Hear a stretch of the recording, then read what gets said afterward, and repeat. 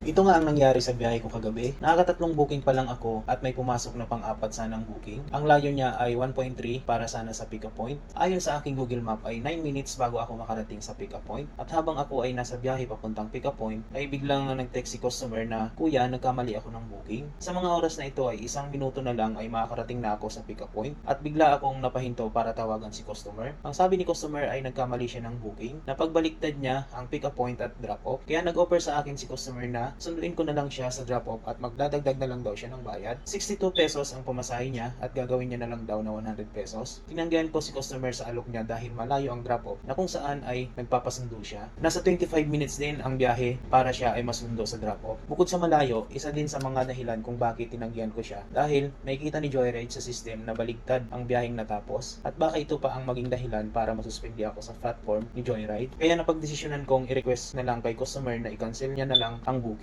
Tumagal ng 3 minuto at hindi pa na-cancel ang booking, kaya ako na lang ang nag-request sa customer service para ito ay makancel na. Nagantay ako ng 2 minutes at na-cancel na ang mga-apat sanang booking ko. May ibang apat na tayong booking. 62 pesos yung pamasahe niya. Quezon City lang din. Kunin na yan. Saan ba ang pick up nito? Ang layo.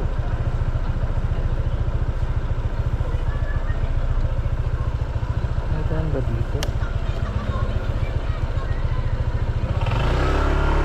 Ito ang daan. So ayan guys, sad to say, mali yung book ni madam. Nagkabaliktad yung pick up point and then yung drop off. So yung pick up point ko sana ay 1.3, malayo-layo din yun. Nasa 9 minutes din yung tinakbo ko.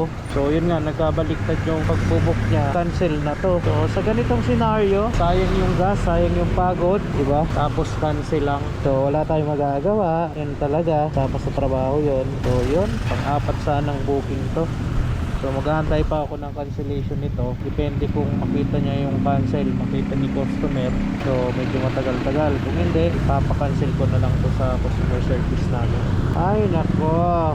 So ayan, nire-report ko na lang to kaysa mag-antay ako ng cancellation ni customer para madali. Ay nako, sayang naman. Pagod, effort, gasolina. Yun yung ano dun eh, mahirap pag magkakancel, malapit ka na sa pick up point, lang kakancel.